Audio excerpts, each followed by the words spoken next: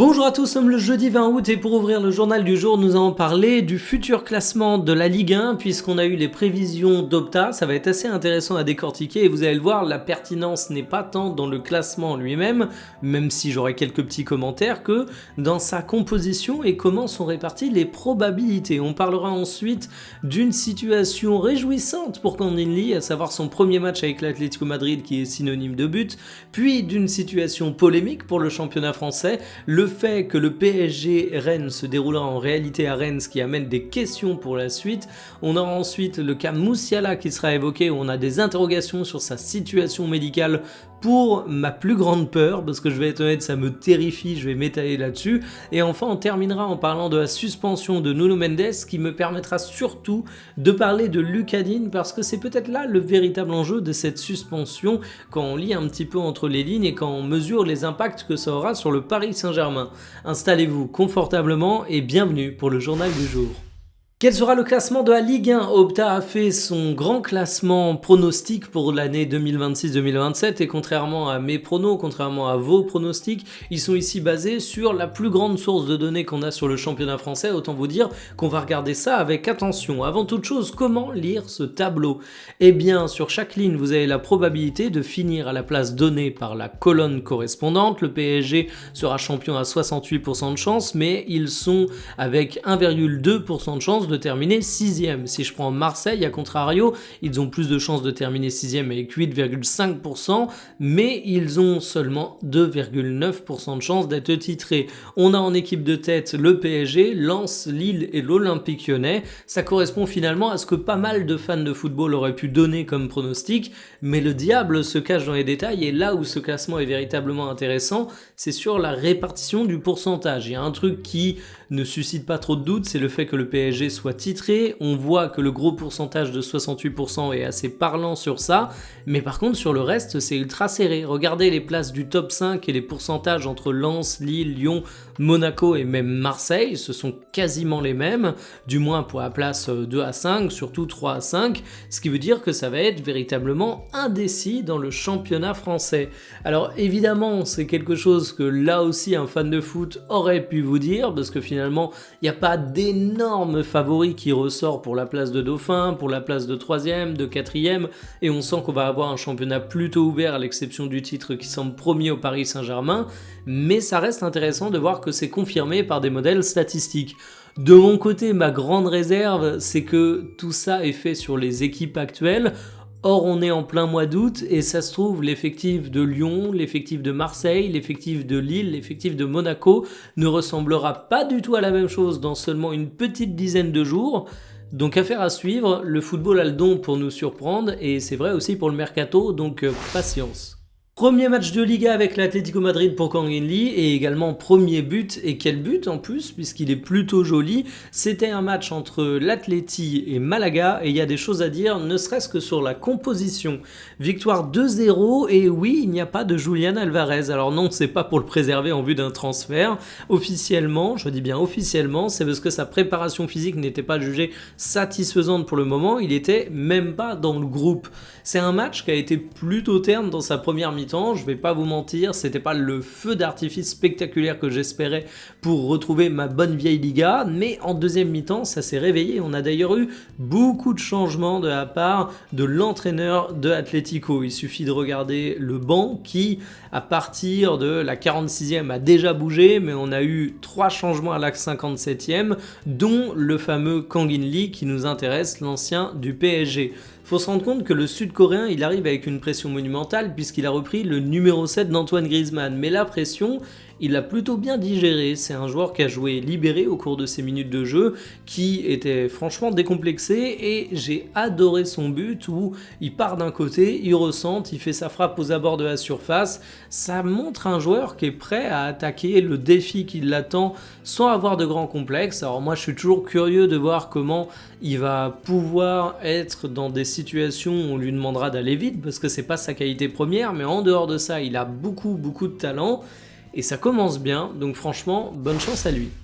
Corruption, tout pour le PSG. Non, non, corruption, tout pour le Stade Rennais. Je dois vous avouer que je suis un peu perdu en tant que supporter nantais, mais finalement, moi, je suis en Ligue 2 désormais. Tout ça ne me regarde pas, donc je vais essayer de vous parler de tout ça objectivement. Vous l'avez sûrement suivi, mais le PSG Rennes n'aura pas lieu au Parc des Princes, étant donné que la pelouse où on nous a vendu le jardinier comme étant le Lionel Messi de l'herbe, finalement la pelouse elle est pas prête, elle peut pas accueillir un match de foot, donc on va organiser ça du côté du Stade Rennais. Vous allez me dire ok, c'est simple, oui, mais il y a une grande problématique, c'est pour la suite. Est-ce qu'il faut que le match PSG-Rennes, Rennes-PSG se passe dans les deux cas au Horizon Park, ou est-ce que tu inverses simplement le match aller et le match retour pour Rennes et le Paris Saint-Germain? Eh bien en réalité, les Rennais ne sont pas contents s'il y a une inversion, et on peut les comprendre parce que la réception du Paris Saint-Germain, c'est un événement pour un club de Ligue 1, il faut s'en rendre compte, c'est là où tu fais ta plus grosse billetterie, et là on prendrait la décision de jouer à Rennes à seulement quelques jours de échéance, en plus en tout début de saison, autant dire que commercialement tu pourrais pas en profiter.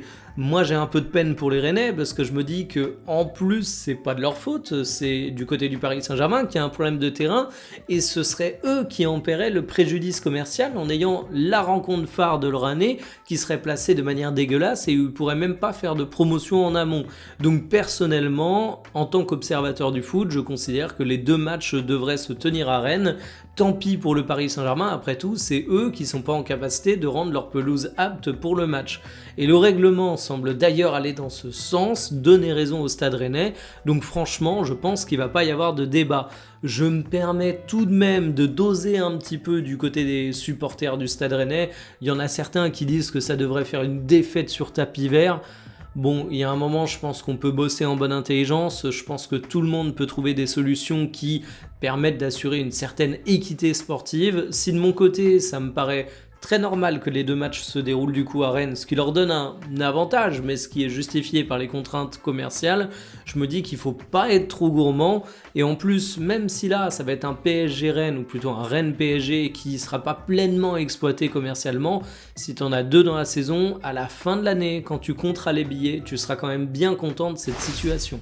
Musiala, il commence à m'inquiéter, hein. C'était un de mes grands espoirs pour la décennie, ça l'est toujours d'ailleurs, mais il faut avouer qu'il sort d'une période particulièrement compliquée. Déjà la saison passée, vous l'avez sûrement vu, il s'était blessé au cours de la Coupe du Monde des clubs, ce qui fait qu'il a véritablement commencé son année qu'à la fin du mois de janvier, et encore il a eu une petite rechute au cours du mois de mars. On peut donc dire que ses minutes de jeu pour la saison 2025-2026, c'était simplement une remise en jambe. Moi j'attendais vraiment cette saison comme la saison où il allait revenir en force. Il avait rappelé que c'est un joueur générationnel, mais vous avez peut-être suivi l'actualité, il y a surtout eu deux malaises au cours des matchs de pré-saison. Le joueur a communiqué sur son Instagram en se voulant rassurant et les hypothèses pleuvent dans les médias.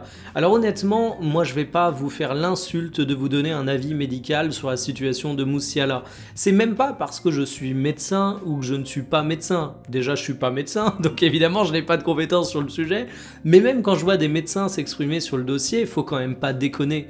Vous connaissez pas la situation médicale de Musiala, vous ne lui avez pas fait passer de test, vous connaissez pas toutes ces données médicales, vous ne pouvez pas simplement à partir d'une situation extérieure faire un diagnostic sérieux sur ce qui arrive à Musiala. On peut émettre des hypothèses, les médecins qui le font prennent évidemment des pincettes gigantesques, mais s'ils s'expriment, c'est parce qu'il y a une demande médiatique sur ça, qu'il faut combler un petit peu l'espace, et qu'aujourd'hui on ne sait pas dire juste, en fait on n'a pas forcément les informations pour trancher, mais la réalité c'est ça pour Musiala. En tout cas, avec toute la prudence qui s'impose dans ce genre de dossier, je vais simplement dire qu'il faut que le joueur soit extrêmement fort mentalement, parce que déjà que sa situation de la saison passée a dû lui taper un gros coup sur le moral, le fait qu'il débute sa saison où il est censé revenir en force avec ses soucis médicaux doit encore plus l'enfoncer, donc quand bien même il retrouve une situation médicale parfaitement acceptable, il aura besoin d'être très très fort mentalement, et j'espère de tout cœur qu'il le saura, parce que moi je le redis, je ne change pas ma position. Musiala c'est un talent générationnel, s'il revient en forme sur les terrains, il va le rappeler à tout le monde. 3 matchs de suspension pour Nuno Mendes à cause de son vilain geste au cours du Trophée des Champions. C'est ce qu'on appelle une opportunité en or pour Lucas Digne qui débarque au Paris Saint-Germain et qui va pouvoir briller de mille feux au cours des premiers matchs du championnat français.